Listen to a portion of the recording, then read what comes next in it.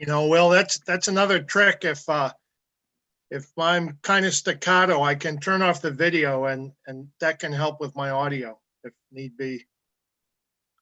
Good trick, Ed. I like it. Hmm. Oh no, I can see myself. Okay.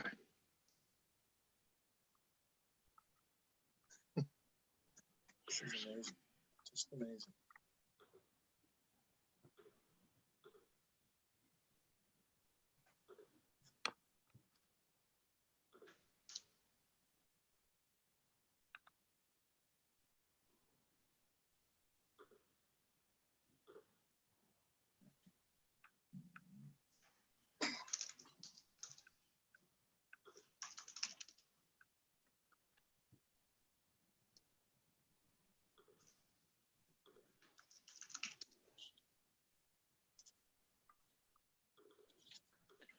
All right. Let's let folks in. Abby, you're good to, after I let folks in, you're going to be admitting folks. Yes, sir.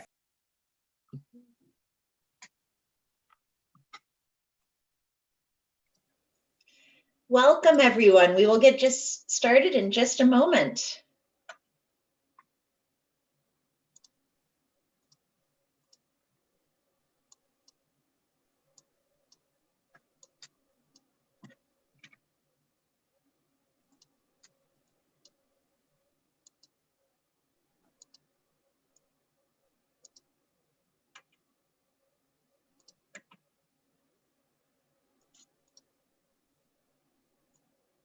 Kathleen, we're good to go.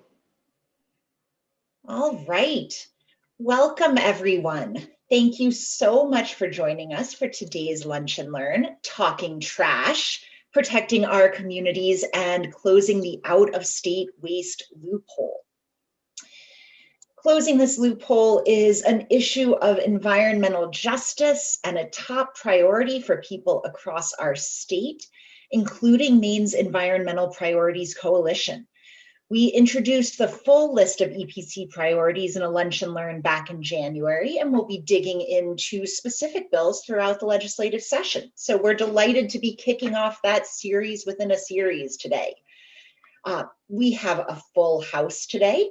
We are joined by Senator Ann Carney, who introduced the legislation we'll be talking about today. Sarah Nichols, the Sustainable Maine Director at the Natural Resources Council of Maine.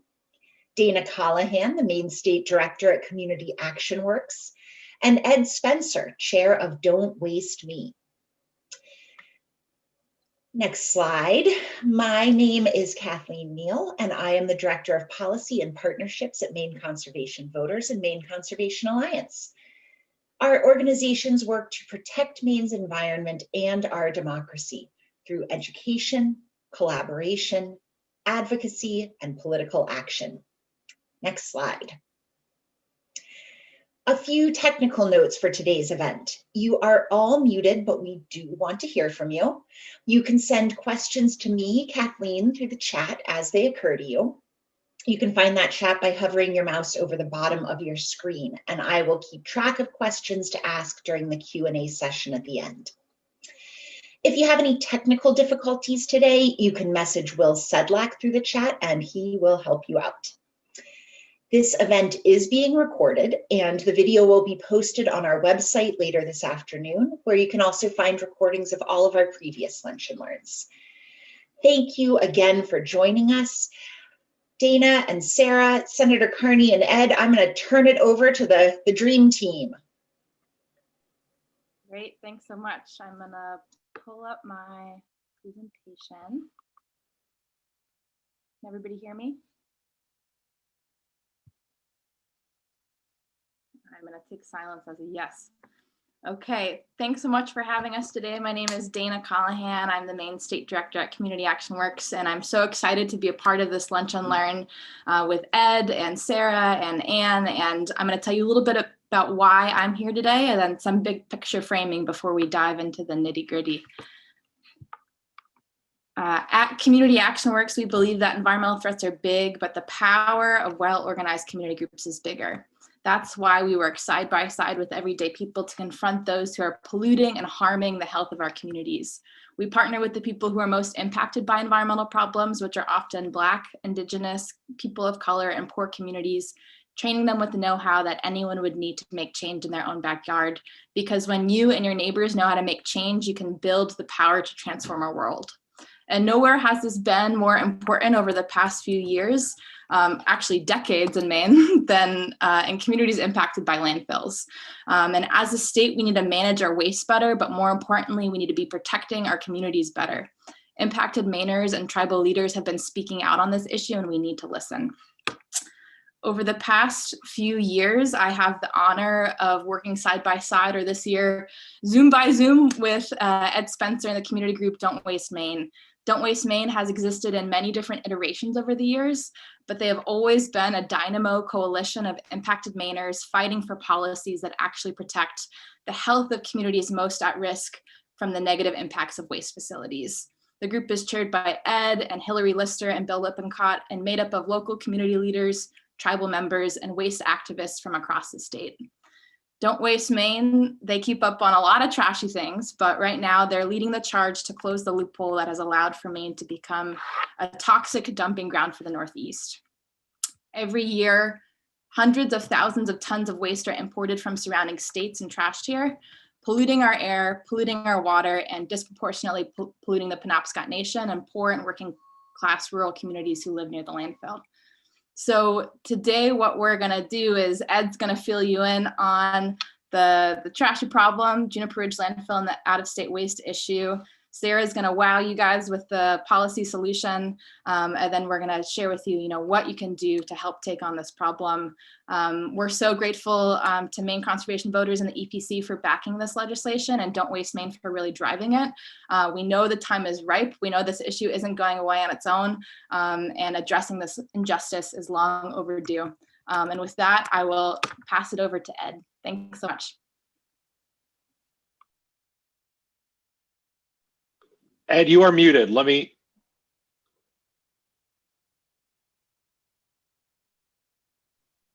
Is that better? That's better, Ed. You're good to go. Okay, good. Okay. My name is Ed Spencer, and I'm Vice Chair of Don't Waste Maine. After graduating from the University of Virginia in 1976, I moved to an 80-acre patch of woods along Pushaw Stream in West Old Town.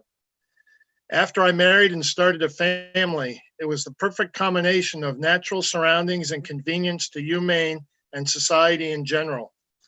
Unbeknownst to us at the time, there was trouble on its way. The history of the state-owned Juniper Ridge Landfill actually began with landmark waste legislation in 1989. At that time, the state faced an onslaught of out-of-state waste overwhelming our landfills, as well as threats from hundreds of unlined local dumps leaking toxins into their surroundings. In order to slow the importation, the legislature wisely proclaimed that there would be no new commercial landfills in Maine, and any future landfills must be publicly owned.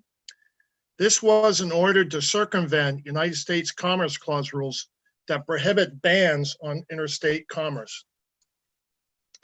It was still legal to cite owner-generated landfills. And in the early 90s, the Old Town paper mill forced the landfill into Old Town, claiming that it would be for mill waste only. Several mill owners later, in 2003, Georgia Pacific said that they would leave Old Town's mill unless they could be rid of that landfill. They organized a crisis with Casella Waste Systems to coerce the state into buying what became Juniper Ridge Landfill and naming Casella as the operator. Part of the plan was to burn construction debris for steam and electricity at the Old Town Mill. As the state took ownership, there were two main promises to our people: that there would be no out-of-state waste and that there would be no curbside waste, that's referred to as municipal solid waste, allowed. These have proven to be false statements. The 1989 legislation was somewhat enlightened, but there were no rules developed to control state-owned landfills. so the waste industry was happy to write rules. Importation of construction and demolition debris was allowed to fuel the Old Town Mills boiler, and this was exclusively their right at first. This has resulted in massive quantities of alternative daily cover and bulky waste, which you can see on the pie chart. And that is almost all imported waste, as well as proportion of the mixed construction demolition debris. There are many negative effects of hosting a landfill. Transporting close to 100 tractor trailers a day brings emissions, noise, litter, and fugitive dust.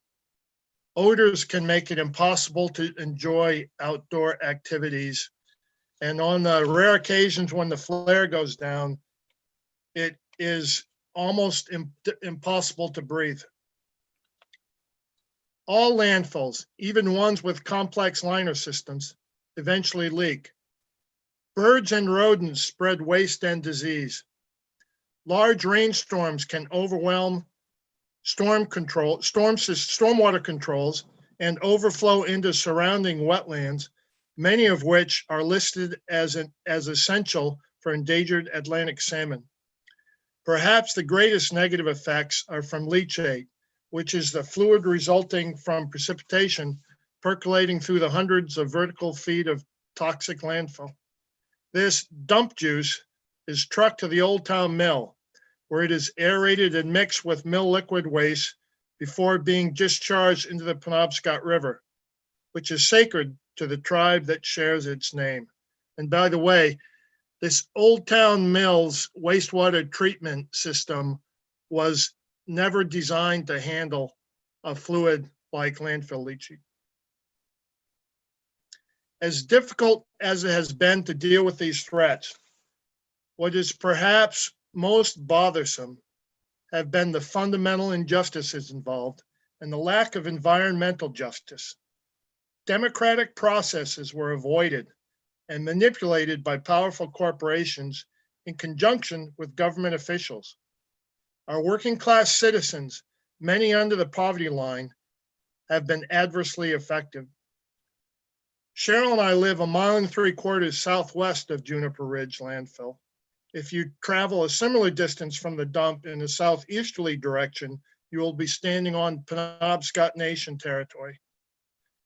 Through formal petition of the DEP, we have convinced the Board of Environmental Protection to apply environmental justice to some waste issues, and we want to expand the environmental justice imperative.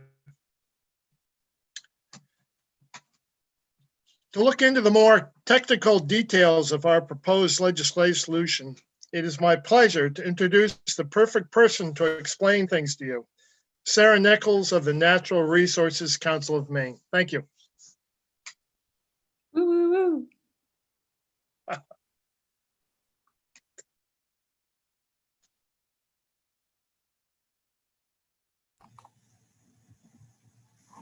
Well, Sarah might need to be. Oh, there we go. Yep. He just unmuted me, I think. Can you hear me okay? Not. Yes. We sure can. All right, excellent. Thank you. And thank you, MCD, for hosting this event. And thank you, Dana and Ed, for kicking us off. And thank you all for taking time out of your day to join us for this really important discussion. So for those of you who don't know, NRCM is an environmental advocacy organization that has been working to protect the environment in Maine for over 60 years. I have had the pleasure over the past 7 years to lead our Sustainable Maine program, which means that I oversee all of our efforts to reduce, reuse, and recycle more of our waste. So when I began, I think the first year there, I met Ed and other members of the Don't Waste Maine group before they were a formal group, because there was a company trying to site a new landfilling facility really close to Juniper Ridge. And luckily we defeated that. And ever since have been working together on policies surrounding the landfill and landfill expansions ever since. So this issue of waste coming into Maine from out of state, we've been dealing with it. They've been dealing it more closely for decades, but this has long been a problem, and we feel like the time is ripe now to take some action and close that loophole. You can go to the next slide, Dana. Okay, so I like to warn my audience before I dive into the details. I am a policy wonk and nerd, so I'm going to try my best to stay high level here. But basically, you know, this policy isn't as easy as ban the importation of out-of-state waste. So that's why it's complicated. And why that is because mostly because of the federal interstate commerce clause. The state of Maine is unable to prevent businesses in Maine from doing the business of importing waste and processing it at their facilities. But what we can do is limit what waste goes into our state-owned landfill. Again, why the state bought the landfill in the first place. So, but the trick is basically with the Maine-based facilities, accepting waste from out of state magically turns that into in-state waste, which can then go to the landfill. And the volume of which that's happening is the problem. So here, I didn't mean to put up all these words for the definition of waste generated within the state for you to read them, but for you to understand how complicated this definition is. And it really, really should not be. And I'm happy to explain what it is, but basically there's different rules for different facilities. And the first one you see A is waste initially generated within the state. That would be the simple answer. But here's, again, this is where the loophole happens. Waste that comes in from out of state touches a waste facility in Maine. So that could be a solid waste processing facility for construction demolition debris. It could be a recycling facility or a composting facility or a waste to energy incinerator. And the problem really is that some of these facilities are importing mostly out of state waste, pulling out very little and sending the majority of it to Juniper Ridge. And that's really the problem that we're trying to solve here. So I think you can go to the next slide here. Okay, so I'm going to try to explain how we're attempting to tackle this policy. So what we need to do is avoid interfering with the, we can't violate the interstate commerce clause. We also, we need to allow our Maine's waste facilities. That means we have to allow them to import out of state waste if that's what they want to do. But we need to do it in a way so that they can't send out of state waste to Juniper Ridge Landfill. And they also need to process, if they take Maine waste and out of state waste, they're going to process all that together. They're not going to have separate piles. We can't expect them to keep it separate at their facility, basically. So this is what it does. Well, we would essentially be taking that existing definition, but amending it in a way so that we say no more waste can go to the state-owned landfill than what originally went to that facility from in-state Maine. So I tried to express that through these bars, and I'll walk you through. So the orange is out-of-state waste, and the blue is in-state waste. So go to the first bar on my left, I don't know. And so say that bar is all of the incoming waste coming to one of Maine's solid waste facilities in a year. You can see there's mostly out-of-state waste. The next bar over, they may recycle, otherwise process and reduce the volume of that material by 25%. And I will say that's actually a generous number. Some of these facilities are really only pulling out 10%. And so the rest of that basically is residue. It's leftover waste that has to be landfilled. And all of that right now, that whole third bar can go directly to Juniper Ridge, even though most of it is from out of state. And what the way the policy would work if we're successful, we would only allow that last little bar that matches the waste that initially went into that facility. So hopefully that's clear. So you can see that that's where the significant volume savings is. Okay, thanks, Dana. So I wanted to describe a little bit of the practical implications of this policy. This is going to be hard to pass because those solid waste processing facilities and the landfill operator like the status quo, and they want to continue doing what they're doing, and they're going to try to make that case. But there are other things that they can do. Imagine that.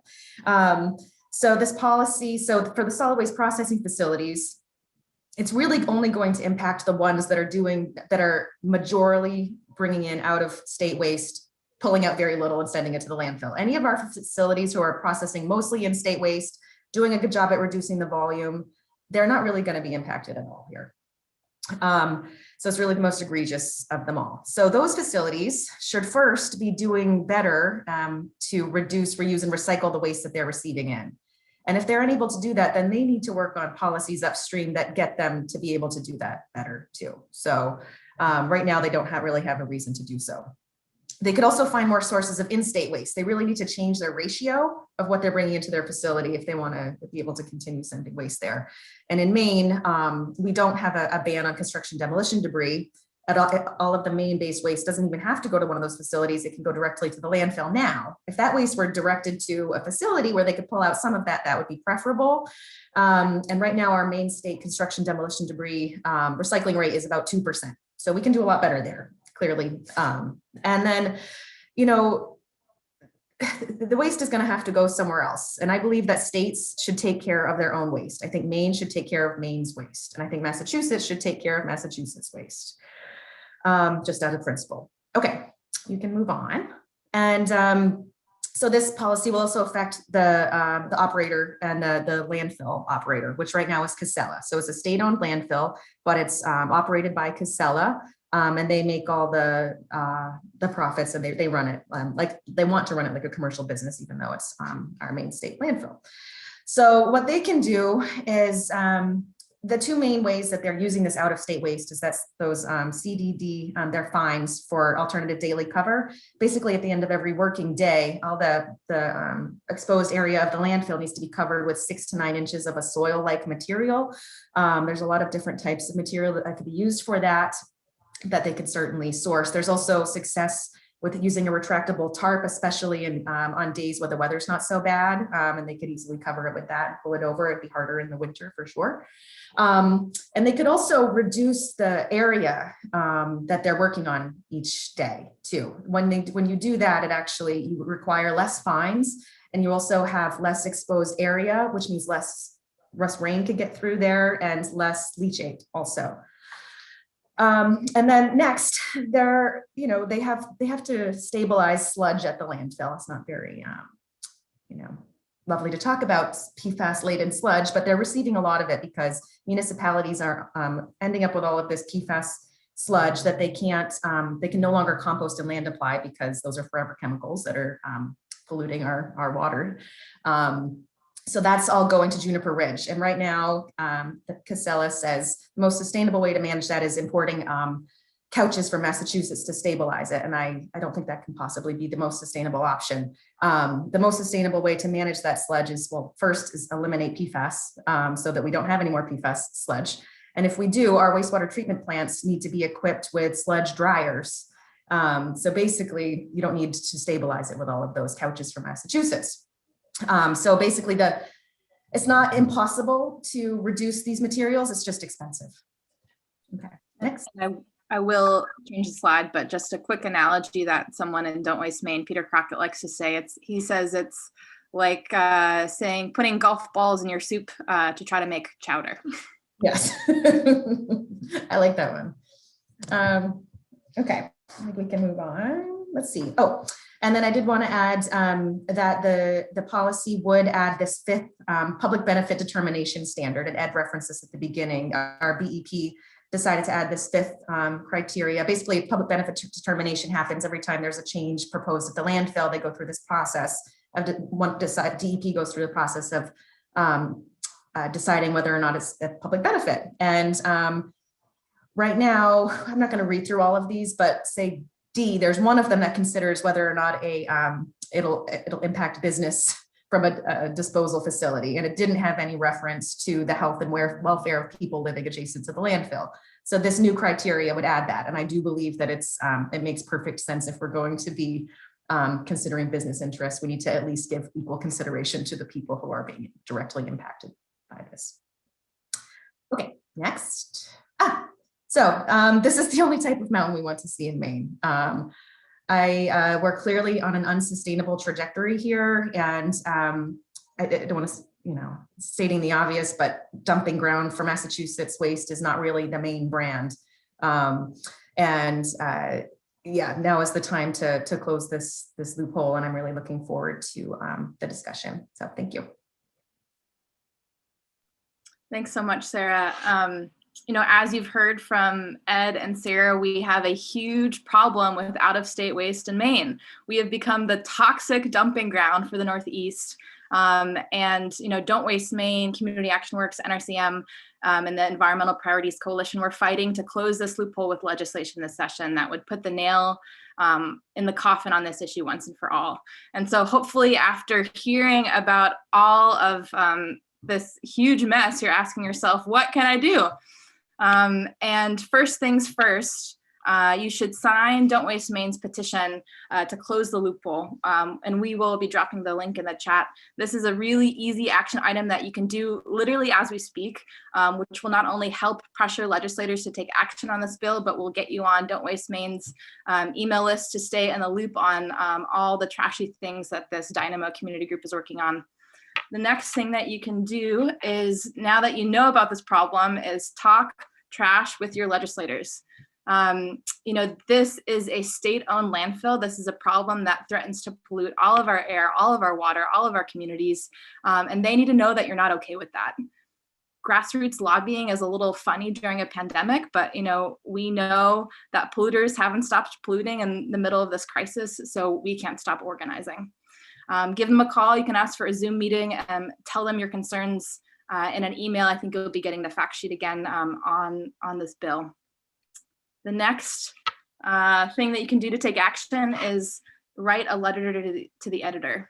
You know, as you've heard, we wish that Juniper Ridge Landfill wasn't tall enough to be the largest landmass in the area, but until we're managing our waste better and protecting our communities better, we need to be yelling from the top of it, it's time to close the toxic loophole. And the next best thing to literally standing on top of Juniper Ridge is, you know, writing a letter to the editor to help alert the rest of our communities to this issue and keep it on the forefront of people's minds. And the last two action items that you can do is watch this really powerful film that has been put out by Sunlight Media Collective. They are an incredible grassroots group that has been covering this issue for many years, and this 14-minute film is incredibly moving. And last but not least, keep in the loop on these issues by following NRCM's Sustainable Maine email list, because you don't want to miss out on how this all shakes out.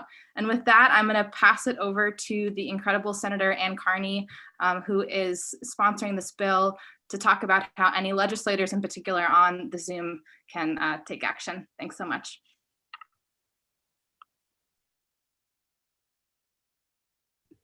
Thank you, Dana. I really appreciate being invited to say a few words today about this really important issue. I actually want to take a step back. Sarah gave such an amazing deep dive into the legislation. I serve on the Environment and Natural Resources Committee, and when I think about the Juniper Ridge loophole and the bill compared to the other work of the committee, I just think it provides a really helpful perspective. What we're doing in the legislature is that we're working incredibly hard to enact policies that reduce waste and protect water and air quality. We have, we're voting out bills that deal with unwanted drugs, with PFAS contamination, with fighting efforts to repeal the plastic bag ban, and numerous other initiatives that really will require all Mainers who are, I think, are very willing to do this, to reduce the waste that we generate. So we're all kind of dramatically changing our behavior here in Maine to generate less waste. And things like the Juniper Ridge loophole are going contrary to all of the state policy and the direction that we're headed. And we're working hard to reduce our waste to make Maine a safer, more sustainable state. We're not doing it to create more room in Maine for waste from other states. So I would urge everybody who's participating, please do contact your senators and your representatives and let them know everything that you're doing in your personal lives to reduce waste, and remind them that we're all working in one direction to reduce waste, and that this is another way that our state can get behind reducing waste and supporting the individual efforts that all of us are taking. I did want to just underscore the importance of contacting legislators. We really love to hear from constituents. It helps inform our work, and it really calls our attention to important legislation. And I don't know if somebody's able to put in the chat the link for providing testimony. You can sign up to provide written and oral testimony in our electronic committee meetings. It's super easy to do, and there's kind of a one-stop shop to do both of those things. And you can do it both on the Juniper Ridge loophole and then all of the other important work that's going on in the legislature to reduce waste. And thank you very much for your time today.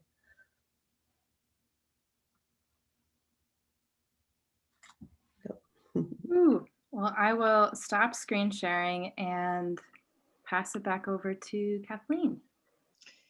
Thank you all so much. That was just a really interesting presentation, and we've got lots of questions coming in. Folks can keep sending those to me through the chat.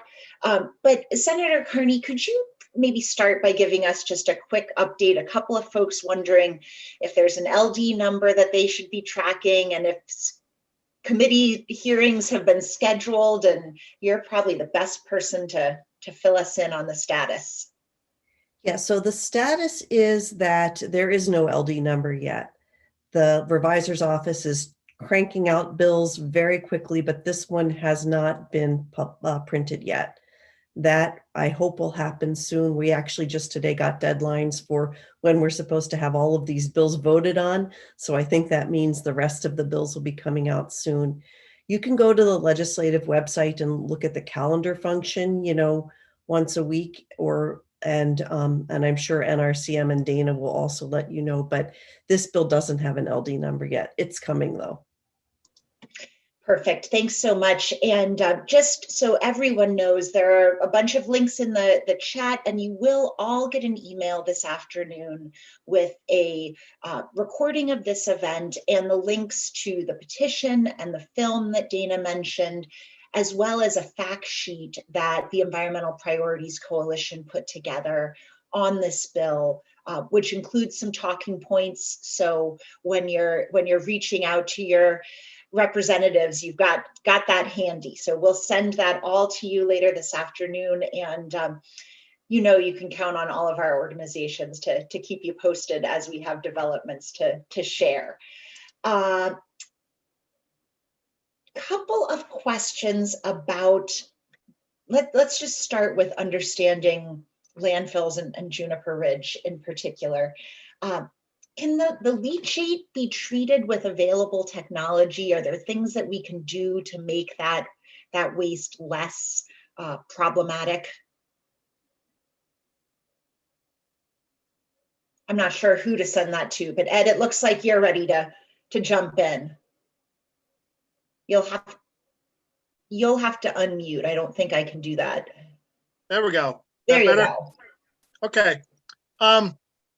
It's part of the problem with the leachate is it is difficult to treat, and honestly, I don't know what the highest technology available would be, but it would be expensive.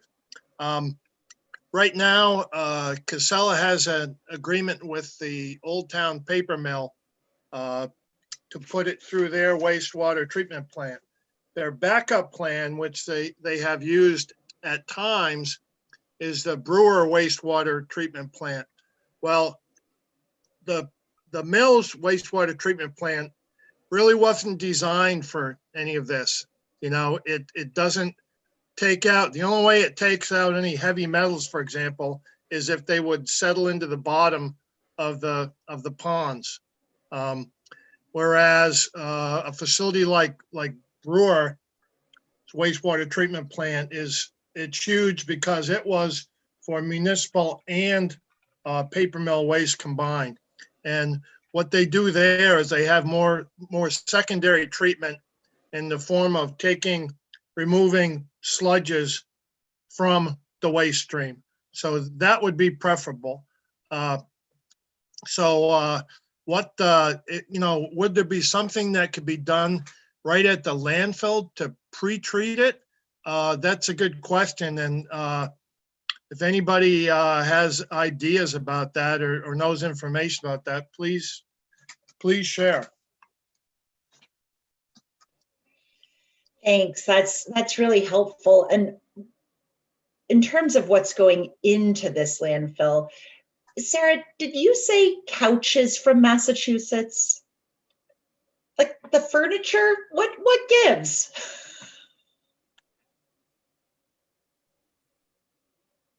Can we can't Will, can you unmute? Oh, there she is. Yeah, Okay. you did. Great. Yes, couches. So that's part of the oversized bulky waste part of the pie. So when you demolish a building, let's say, sometimes it includes everything that's inside. So it could be couches, it could be washers and dryers, it could be anything that you find inside of a building like that. Gotcha. And depending on the age of those things, there's no telling what went into them in the first place, right? Yes, absolutely. And other states are being, we can look to other places. They're being a lot more progressive in the policies that they can try to recover more of those materials. There's more better setup for reuse of construction demolition debris materials that we could be doing here. I'm sure a lot of contractors or people would like free material if it was just going to go to the landfill anyway, or maybe somebody could make a business off of that. And there's also, I've been curious about this too. I'm like, how do we reduce the amount of construction demolition debris? And I spoke with somebody in Massachusetts about this, and they said an interesting idea. It's almost like a LEED certification kind of criteria. If when we start building buildings, build them with deconstruction in mind, I guess. And if you're using materials that are preferable there, then I think that's one way to get at it too. That is really interesting, that sort of designing for the full life cycle of a building and everything that's in it. I know that's something the Climate Council talked about from a carbon perspective, but of course there are all sorts of things that we need to think about the life cycle of. So thanks for that. I might add one more quick thing, actually. I also think landfills should be designed to have solar panels on them at the end of their useful life as well. So they need to be engineered in such a way that can happen. Yeah, just doesn't do us very much good to think about what's right in front of our face and nothing else. We're gonna have to think about it all someday. Speaking of the future though, how much capacity does Juniper Ridge have left? What do we need to know about that? We have that right here. Every 2 years now, the DEP puts out a waste capacity and generation report. I could probably put a link to where the DEP puts reports in the chat. So if you give me a second, I can look to see, but I think it's somewhere around 10 or 12 years, if I remember correctly. 6 to 12, it says. But that's depending on the fill rate, and the fill rate at Juniper Ridge has been increasing over time. So, and they're also, and that's at the current capacity. They want to expand it. They've been successful at expanding it. They got a partial expansion permit not too long ago. So there's certainly more to go there. But, one analogy somebody said a few years ago, it stuck with me. It's almost like, if you're putting on weight, you don't just run out and go buy bigger pants. You maybe look at your diet and start reducing what you're putting in your body instead of accommodating your new size. So I think that's the way to think about the landfill too. And we're focusing in on Juniper Ridge here. Is this issue unique to Juniper Ridge? Does this legislation only affect Juniper Ridge, or is this just the best example of something that's happening in more places? So the state actually owns 3 landfills, but the Juniper Ridge landfill is the only one in operation. So actually, we would be protecting any future state-owned landfills and by passing this legislation also. And are there any best practices in other states that might guide us on sort of bringing in waste from other states, or is this common to have waste cross state lines and end up in other places? I don't know if Ed or Dana want to answer that, but the waste will follow the path of least resistance. So wherever it's cheapest and easiest. Ohio, unfortunately, is incredibly cheap to send waste there. So a lot of waste goes to the state of Ohio. And there's actually like a rail-based waste transport system out of the Boston area. So I would suspect that there's probably a lot of waste going there now from Massachusetts. And then the other thing is, so Massachusetts has much better waste regulations than us, and that's part of the reason why it's getting funneled up here. So they actually have a landfill ban on a lot of construction demolition debris, and they have a law that it has to go to a processing facility before disposal. So that's why it's going up to Juniper Ridge, or going to this re-energy facility in Lewiston for the most part, and then going to Juniper Ridge. But we don't have us here. Mm-hmm.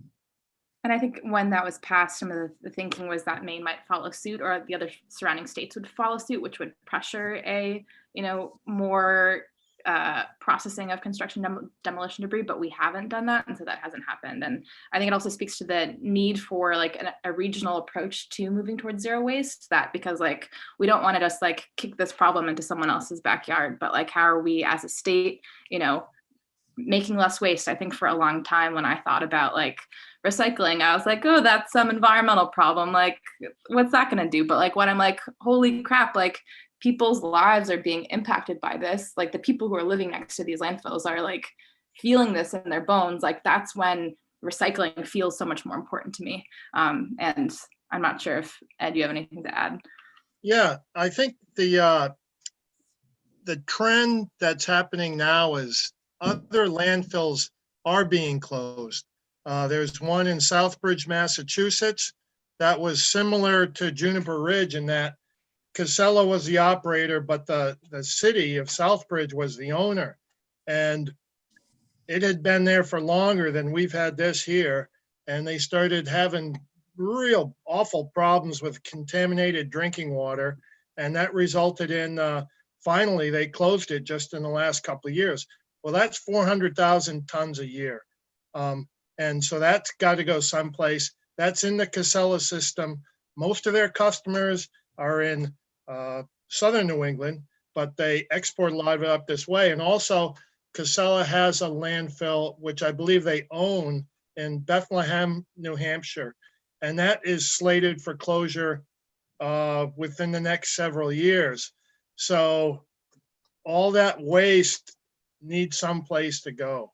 And with lax rules in effect in Maine right now, our fear is that, the 800,000 plus tons per year coming into Juniper Ridge now, there's no reason that Casella can't make that be over 1 million tons. And that's what we're afraid of. Wow. So this legislation is about addressing a problem that's serious now and looks to get worse if we don't step in. Thank you. That feels urgent.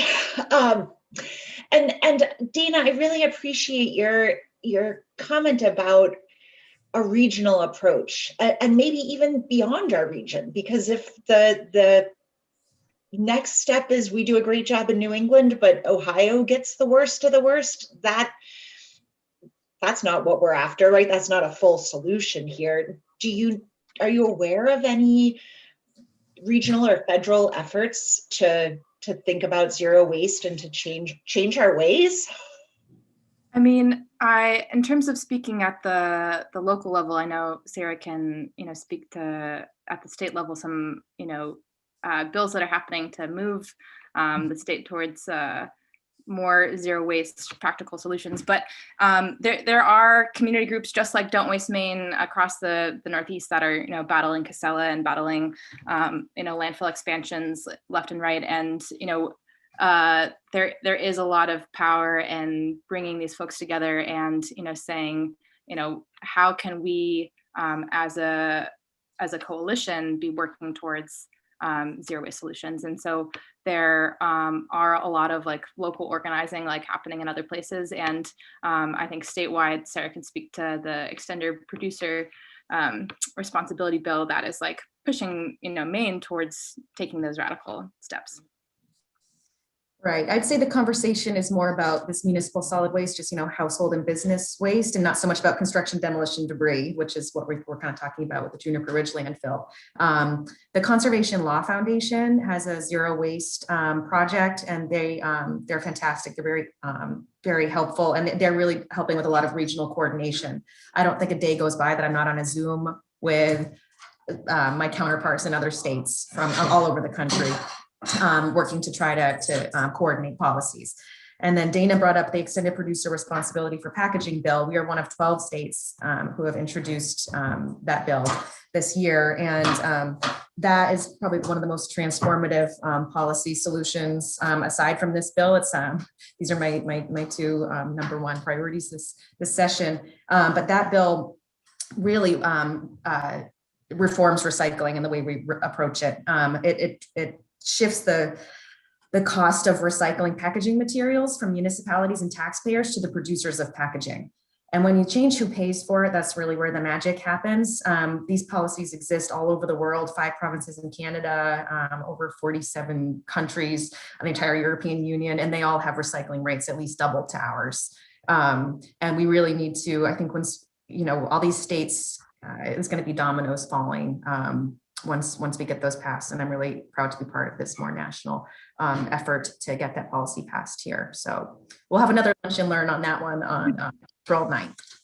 Took the words right out of my mouth. I was going to say that recycling bill is also a priority of the Environmental Priorities Coalition, and we'll do a deep dive into that shortly. But you can see just how much this issue affects all of us, and is so important that it's actually, what happens to our waste is 2 of our priority bills this year. One couple of questions about the tribes of Maine and Juniper Ridge as an issue of real environmental justice. Is there Indigenous participation in Don't Waste Me? And is that as like an individual level, or businesses, or the tribal council level? Tell us more about that. Ed, you look like you're bursting with news. I see John Banks just turned his Yeah.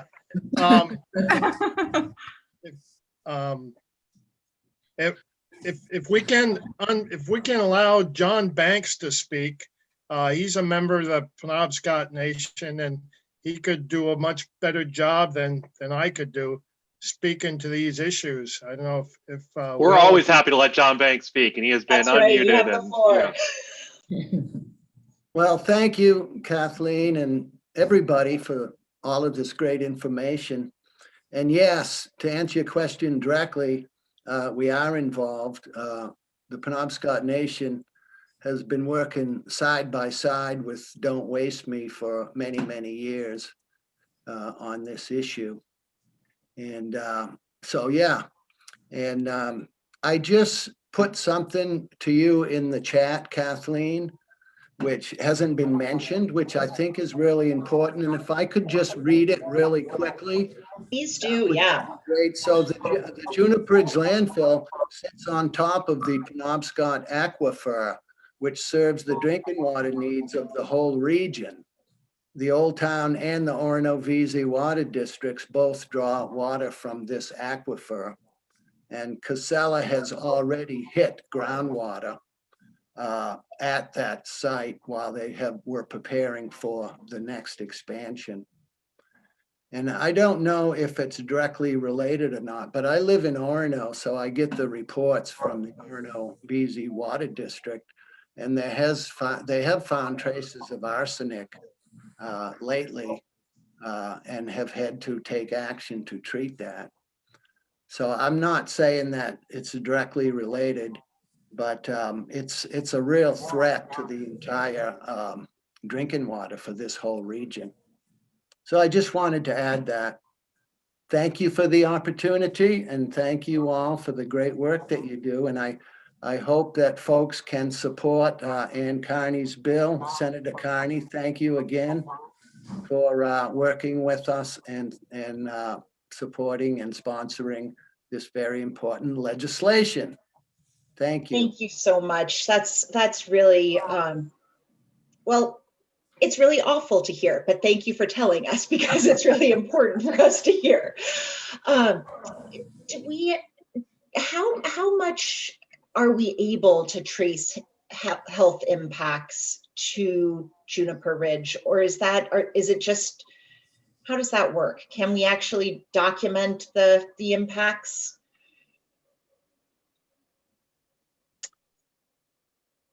it's, Ed, take that, yeah. I think it's really difficult, Kathleen. And there are exposure limits to hydrogen sulfide, which is one of the major greenhouse gases that can be debilitating even at very low levels if it's over an extended period of time.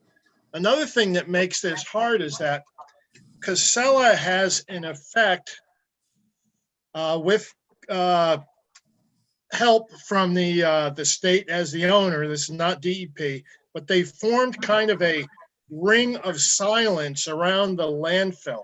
And they've done this by paying all the abutting property taxes each year. So unfortunately, if those would be the people most likely to suffer deleterious health effects, but they'd be the most unlikely perhaps to speak up about it.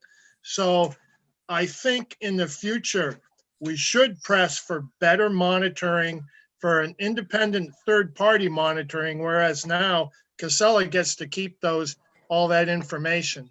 And that's something that could change. It just made me think of something, Ed, too, with Casella, is operating the landfill, and they meet all of their state standards. But it's like, so we have an acceptable level of pollution that we're willing to accept. So we need to take a closer look at those standards and see if those are strong enough. We need to work towards better testing of the leachate for PFAS in particular, and do better at measuring. We can't manage what you can't measure, basically. So. Quickly, PFAS is another EPC priority this year, so you can tell we're all. There's a confluence here. Dina, were you going to say something? I didn't mean to interrupt you. No, just to say that, when we have tested leachate for PFAS, we're finding it. And so it's a question, it's not a question of if, but it's a question of when. And similarly with, landfills, it's like, as Sarah and Ed were saying, even the best technology, like the EPA has said that all landfills will eventually leak. And we're seeing this in Fairfield, we're seeing this, with sludge spreading of, this crap that's gone to wastewater treatment plants, then gets being spread, really profound levels of contamination. And a quick PFAS dejargoner, it's per and polyfluoroalkyl substances, which is this man-made chemical that was made like companies like DuPont and 3M back in the 50s to make things nonstick, and is being linked to really, really serious health impacts. But it's a word it's a acronym that not everybody, it's not intuitive. Thank you for saying it, because I don't even try at this point. Feels like there are some big technological questions here of like room for innovation, right? So far, what we're sort of aware of are landfills and incineration. So what else could we do with solid waste? And then maybe I'll leave it there. And then I've got another. Oh, I was going to ask Senator Carney a question, but I have a feeling you guys know it too. So what else could we be doing in terms of innovation? Yes. I think, Sarah can probably speak to this better than I can, but if we can, everything we divert from the waste stream for being set out curbside in the first place reduces the pressure. And one of these things is organic waste. So there's places like in the Portland area, I think there's an outfit called Garbage to Garden. In more rural areas of the state, many of us have been composting for years. We can do that. Communities can encourage compost and reduce their outputs of MSW, which may actually save them some more money than it costs to, say, subsidize composting bins. So that's kind of low-hanging fruit right there. And I think we obviously need to do a better job and perhaps move away from single stream recycling back to the old source separation recycling. So we'll see what happens. Yeah, totally. Explain. Oh, sorry, go ahead. Well, I was just going to ask that last comment about moving away from single stream recycling. You know, as a sometimes lazy person, single stream recycling was sort of introduced as the saving grace, right? We didn't have to sort, we didn't have to look for those little triangles on the bottom.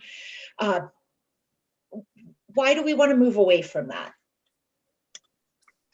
Well, to have, in order for the recycled materials to have value, the cleaner they are, the more valuable they are. For example, cardboard has value, okay?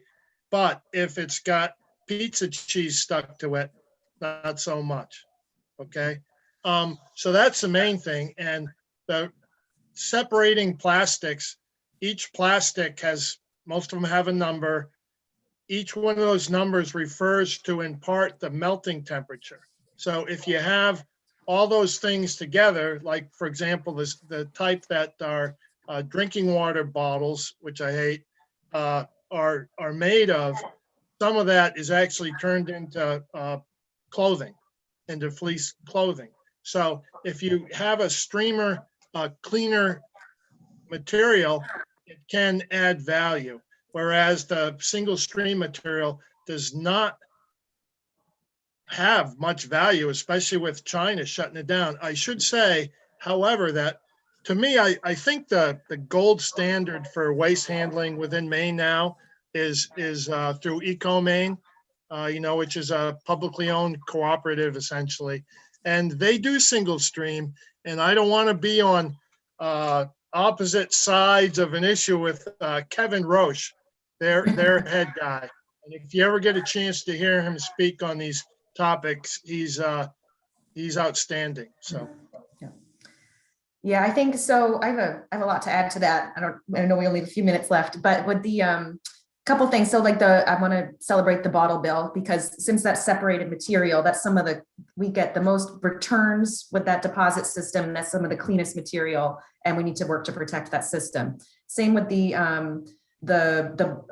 single stream. I think that the EPR for packaging bill that I mentioned, the recycling reform, gets at that contamination issue. It puts incentives in place so we have less material that would contaminate the recycling stream. So it's more, we need to design the packaging with recycling in mind and make it much less confusing. I heard that, I think EcoMaine, Vanessa's here, maybe I heard there's was that you, Kathleen, who told me there's a program to learn how to recycle. Like that's yeah, an indicator that we have a problem.